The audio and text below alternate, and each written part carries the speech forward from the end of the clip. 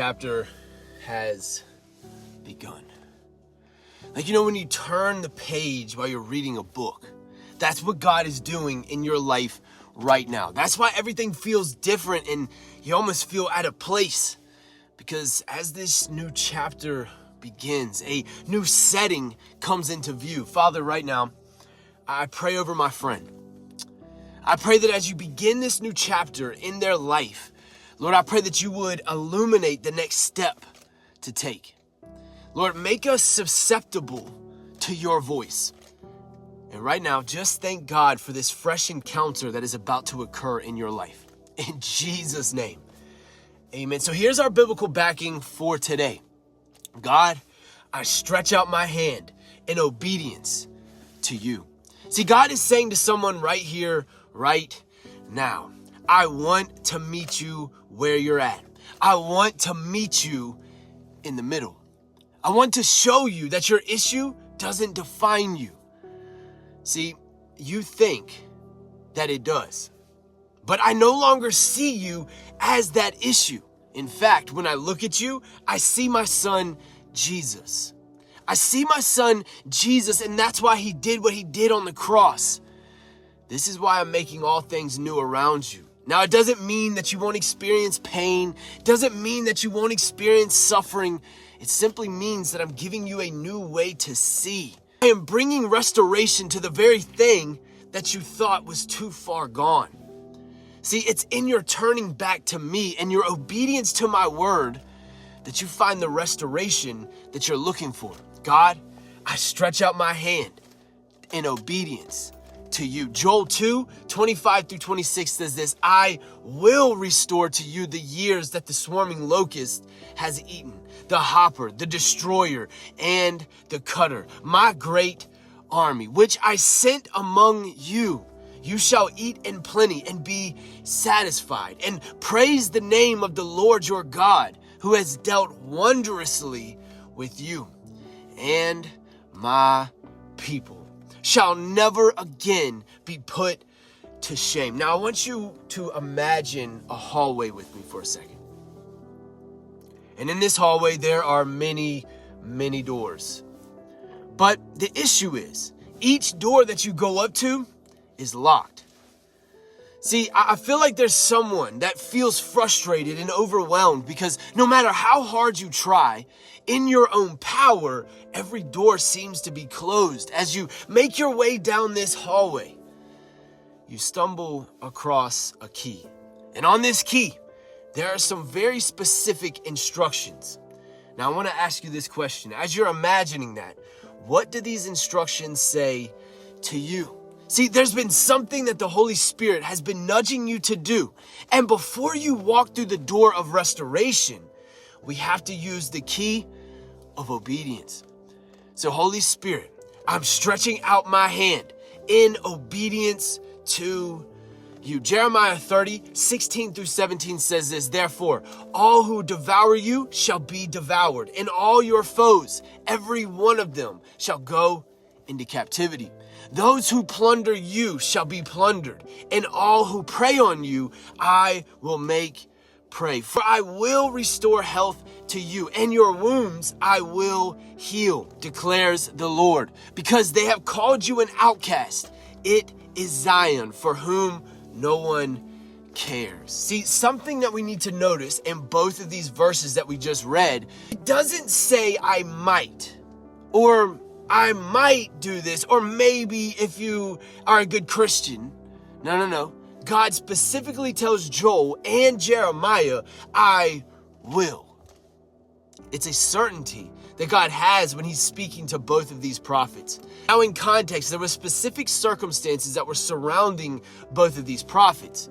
But I want you to see the heart of God that comes into full view in these verses. See, the key to that door that you are looking for is found when we listen to the instruction of the Holy Spirit. So what is he asking you to do now? I feel the Holy Spirit saying this, stretch out your hand, for your issue no longer defines you. I don't know who this message is for, and I don't know why God is putting this on my heart. But the chains, they're coming off. The sound of a free people is echoing throughout the hallway of our waiting. See, open doors are coming in your life. See, that restoration power is flowing right now. So just come and take a drink, my friend. Come and quench your thirst over here. And I know recently you've been telling yourself that everything is not okay. You've almost been repeating this in your head over and over, just saying, I'm just not okay. And you know, honestly, that might be the case. And it's okay to feel that right here. But it's not okay to stay there. Go back to that key in the hallway for a second. Sometimes we actually ignore what the Holy Spirit has asked us to do, which then makes us feel stuck. But it's as simple as taking the instructions and heeding them. And when you do, the door to restoration opens. So I'm stretching out my hand to the God of restoration.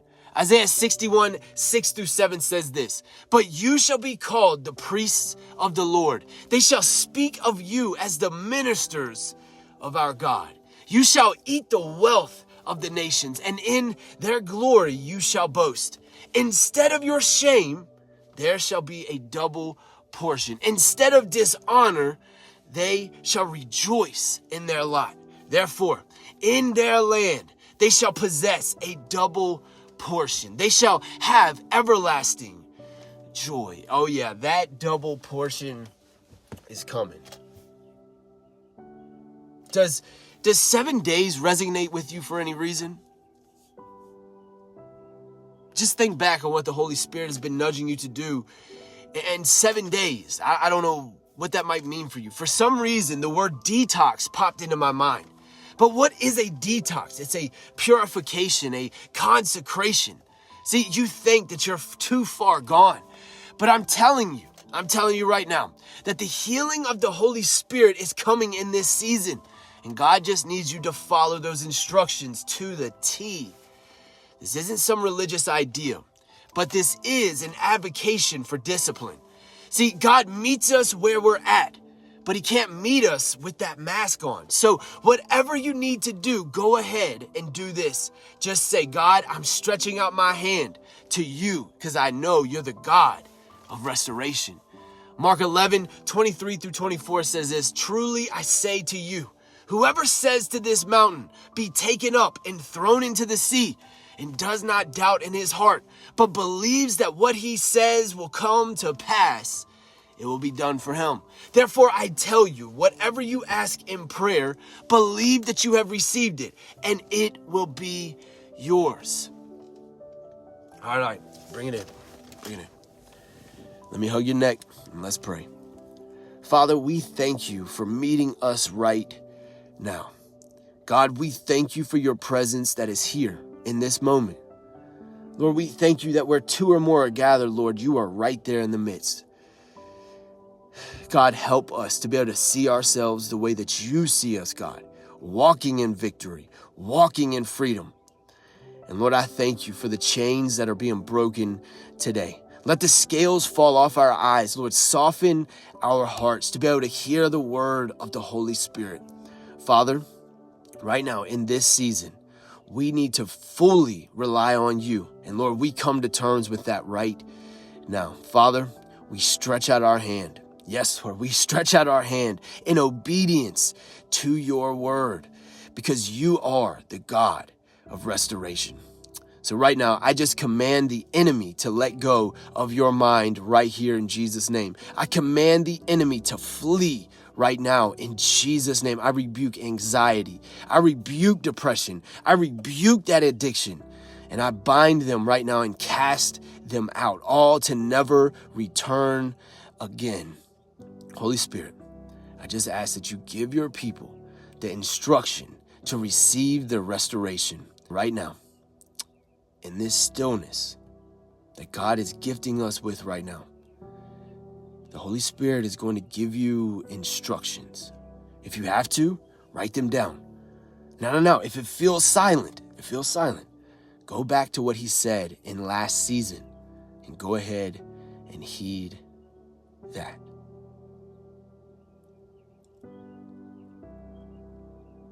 He's speaking right now. I can feel